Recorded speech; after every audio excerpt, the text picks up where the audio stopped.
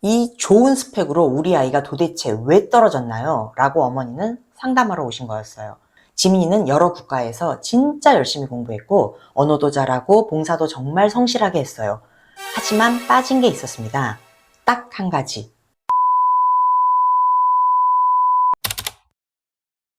안녕하세요. 어드미션스 패러다임의 박혜성입니다.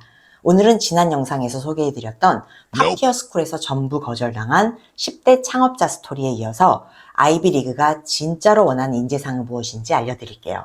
아이비리그는 정말 수치상으로만 보여지는 흔히 말하는 스펙만 좋다고 갈 수 있는 학교가 절대로 아닙니다. 성적과 활동은 당연히 좋아야 돼요. 정말 하버드의 경우는 거의 전교 1등들만 뽑는다고 해도 과언은 아닌데 전 세계의 전교 1등들이 얼마나 많습니까? 그래서 그런 수치상으로 성적 1등이고 뭐 1등이고 뭐를 수상해서 1등이고 이렇게 해서 갈 수 있다고 생각하면 정말 오산이에요. 입학사정관이 진짜로 중요하게 보는 그 한 가지는 바로 진정성 있는 인간적 연결과 공동체 기여의 태도입니다. 하버드 교육대학원에서는 2016년도부터 Making Caring Common이라는 무브먼트를 전개하고 있습니다.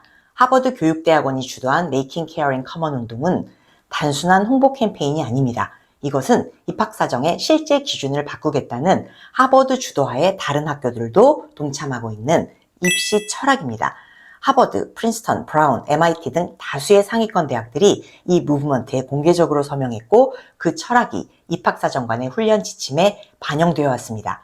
이 무브먼트는 세 가지 축, 가정, 학교, 대학을 중심으로 입학사정의 새로운 기준을 제시합니다. 핵심은 단 하나, 우리는 따뜻하고 커뮤니티에 기여하는 인재를 원한다입니다. 그래서 이 무브먼트는 가정과 학교에서도 단순히 성과 중심의 교육이 아니라 공감력, 책임감, 공동체 의식을 가진 아이로 키워달라고 권장하고 있어요. 이런 가치들이 실제로 에세이, 추천서, 활동 내역에서 드러나기를 대학 측은 기대합니다. 그리고 실제로 그런 기준이 반영된 학생들은 합격 가능성이 높아집니다. 다시 말해서 요즘 명문대들은 잘난 사람보다 함께 할 수 있는 사람을 찾는다는 거죠. 자, 지금부터 그 대표적인 사례를 하나 들려드릴게요.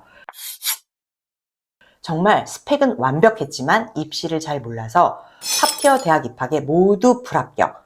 그러다 갭이어 동안 진짜 자신을 담아내고 나서 여러 아이비리그 대학에 합격한 한 학생의 이야기입니다.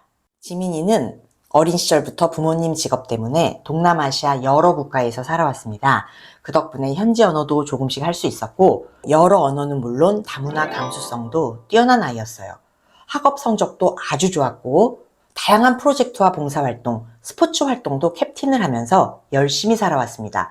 그런데 지원한 모든 아이비리그에서 불합격해서 어머님은 너무 충격이셨죠. 어머님은 도대체 뭐가 문제였던 거냐고 물으셨습니다. 그래서 저희는 지민이의 커먼앱과 에세이들을 펼쳐보았습니다. 그리고 정말 깜짝 놀랐습니다. 커먼앱 메인 에세이가 너무 건조하고 너무 실적만 나열하는 글이었어요. 지민이는 이렇게 썼습니다. 나는 진짜 열심히 살았다. 봉사 누적 시간은 380시간, 그중 162시간은 의료 통역, 148시간은 행정 지원, 나머지는 교육 활동, 총 3개의 NGO와 협업했고 2건의 결과 보고서를 제출했습니다. 물론 성실한 활동들이죠. 그런데 나열만 있을 뿐 그 어디에도 사람이 없었습니다. 왜 그걸 했는지, 무엇을 느꼈는지, 어떻게 그들을 도와 성장했는지 이런 이야기가 전혀 없었죠.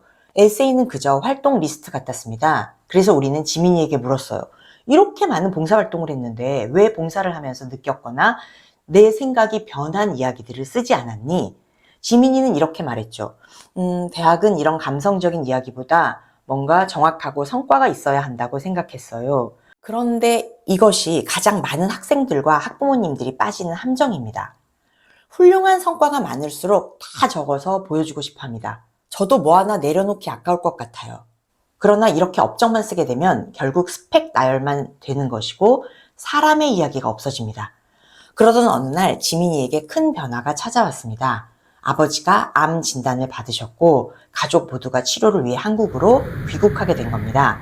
지민이는 가기로 결정한 대학 진학을 1년 미루고 갭이어를 선택해 한국에서 아버님 암 치료를 도우며 가족들과 지냈습니다. 하지만 한국도 지민이에게 익숙하진 않았어요. 어릴 적부터 주로 외국에서 자란 지민이는 사실 한국어도 문화도 어색했고 심지어 자신이 한국인도 외국인도 아닌 이방인처럼 느껴졌다고 하더군요. 그러다 우연히 지역 커뮤니티에서 다문화 가정 어머니들을 지원하는 봉사활동에 참여하게 됩니다. 한국어가 서툰 이주 여성들은 서류를 읽지 못하고 병원 진료를 예약하는 것조차 어려운 상황이었대요.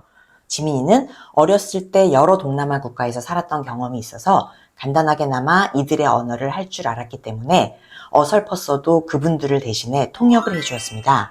또한 완벽하지는 않았지만 아이들에게 그들의 언어로 학교 생활을 설명해주면서 이 사회에서 연결이 절실한 사람들을 처음으로 가까이에서 만났습니다.